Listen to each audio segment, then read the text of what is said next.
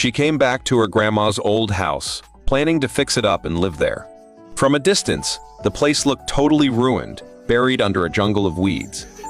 But she didn't really have anywhere better to go, so she decided to turn it into a home anyway. After searching forever, she finally found the entrance, and once she stepped inside, she felt like the outside was actually better. The house was worn down, but at least it still felt like a real home, so she chose to clean it up and see if she could come up with a better renovation plan. The truth is, this place had been abandoned for over a decade. If she didn't move in, it would probably collapse in a couple years. The build quality wasn't great either, so it wouldn't last long. Luckily, after she cleaned things up, it already looked a little better. Next step was patching the leaking roof so she could actually move in and stay dry.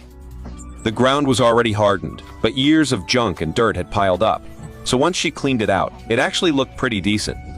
Most of it was just sawdust and broken pieces from the house. Since she didn't have a job, she just moved the trash to the side to clear a living area. If she cleaned it properly, the house wasn't that unsafe to live in. After a bit of cleanup and some repairs, it could actually work. She decided the leftover stuff could just go burn it all, and the area would look way better. While digging through the old junk, she found a broom, which made sweeping the inside a lot easier. After her effort, the floor was clean and tidy, but she still had a long way to go before it felt livable. She took an old, rusty bed frame, cleaned it up, and planned to lay a mattress on it. It wasn't perfect, but it would do. She used whatever she could find because starting out was going to be rough. As she finished cleaning the inside, she found a few wooden boards and laid them across the bed frame after a quick cleanup. Now, the house was way better than before, but comfort was still a long way off. Old houses are always a headache to renovate. At this point, she started clearing the weeds around the house, because that's when the real transformation begins.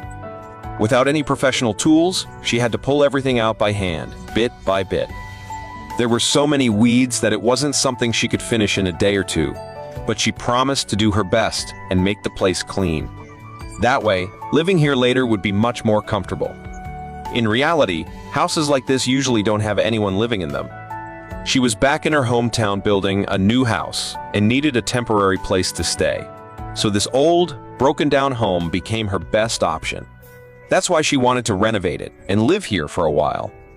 Building a house alone in a village isn't easy. This isn't a one-day job. Cleaning out the old house means she can stay here for a while until the new one is finished, then move in. As she kept clearing, the surroundings slowly started to change. The machinery that had been hidden under weeds finally reappeared,